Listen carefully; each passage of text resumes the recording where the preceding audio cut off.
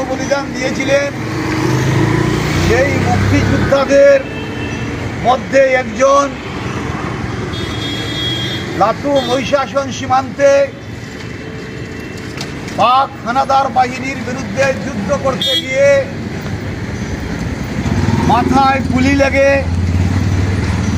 Silchar civil হাসপাতালে চিকিৎসার জন্য ওনাকে নিয়ে আসা হয়েছিল। সেই বীর মুক্তিযোদ্ধা দীর্ঘদিন এই সিভিল হাসপাতালে মৃত্যুর সঙ্গে লড়াই করে শেষ পর্যন্ত জীবন বিসর্জন দিতে হয়েছিল। সেই মুক্তিযোদ্ধার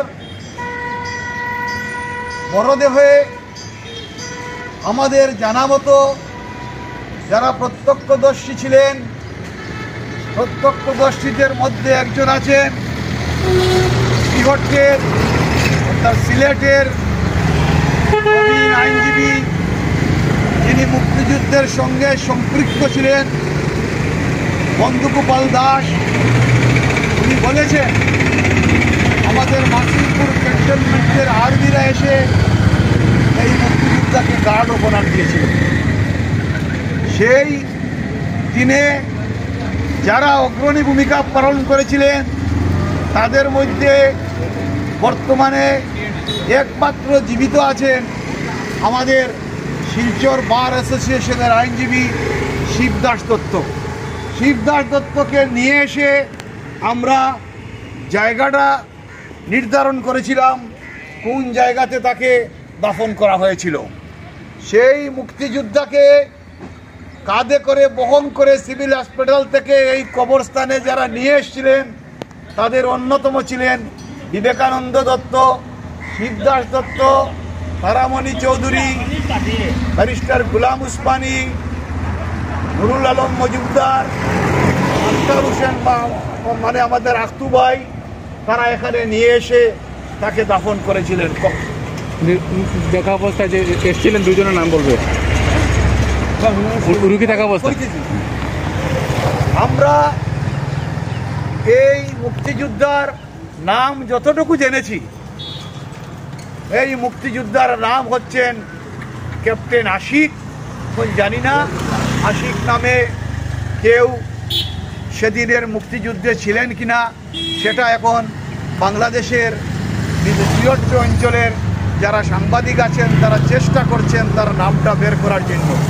এই মুক্তিযোদ্ধা যখন আহত হয়ে শিলচর সিভিল হাসপাতালে ছিলেন তখন মেজর জেনারেল জিয়াউর রহমান এসে তাকে দেখে গেছেন, সেক্টর কমান্ডার চিত্তরঞ্জন দত্ত এসে দেখে গেছেন, এখানকার পৌরসভার তখন চেয়ারম্যান ছিলেন মৈতুষপুর কাইস্ত, এখানকার একজন বরিষ্ঠ সাংবাদিক ছিলেন সুনীল দত্ত রায়, সবাই সেই ঘটনার সাক্ষী ছিলেন।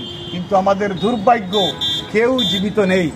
আমরা যখন এই খবরটা বাংলাদেশ থেকে সফররত এক প্রতিনিধি দল আমাদের অমর পুলিশের ভাষা শহীদের স্মরণে শিলচর এসেছেন, তাদের কাছে বললাম, তারা আগ্রহ প্রকাশ করলেন যে জায়গাটা আমরা দেখব এবং আমাদের ধর্মীয় রীতি অনুযায়ী আমরা জিয়ারত করব।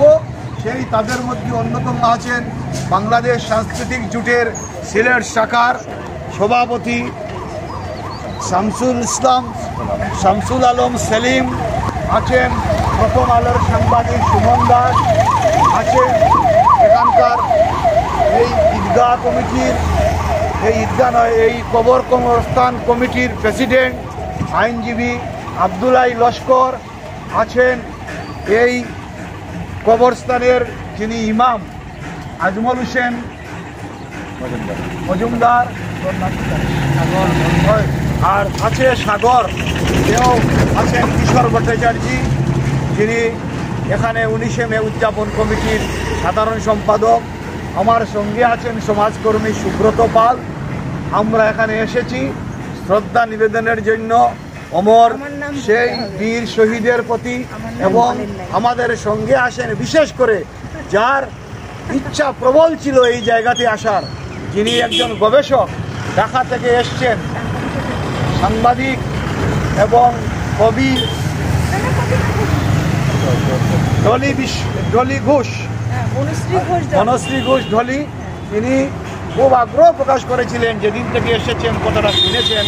সুতরাং উনি এবং সেলিম ভাই, সুমন, সবাইকে নিয়ে আমরা এখানে আসতে পারাই, অর্থাৎ বাংলাদেশের সিওট অঞ্চলের লোকদেরকে নিয়ে, বাংলাদেশের সাংবাদিকদের নিয়ে এসে এখানে এই জায়গাটা আমরা দেখাতে পেরেছি, যার জন্য আমরা অত্যন্ত তাদের প্রতি কৃতজ্ঞতা বোধ করছি যে অন্তত তাদের মাধ্যমে এই সংবাদটা বাংলাদেশের কাছে যাবে।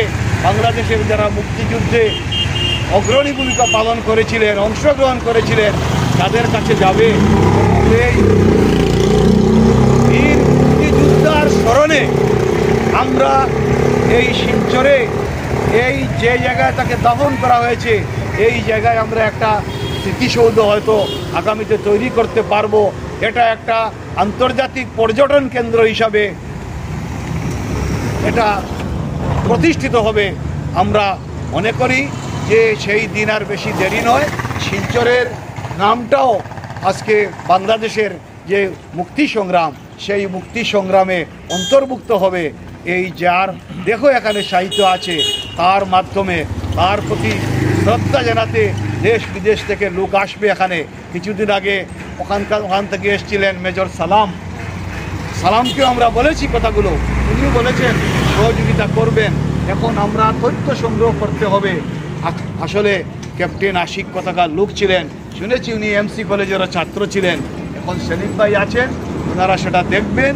আমরা আবার বাংলাদেশ থেকে তাদের প্রতি কৃতজ্ঞতা প্রকাশ করছি এবং আমরা আশা করি আগামী দিনে এই স্থানটাকে একটা দ্রষ্টব্য স্থান, একটা পর্যটন কেন্দ্র হিসাবে এবং একটা শ্রদ্ধা, একটা স্থান হিসাবে আমরা প্রতিষ্ঠিত করতে পারব। ধন্যবাদ।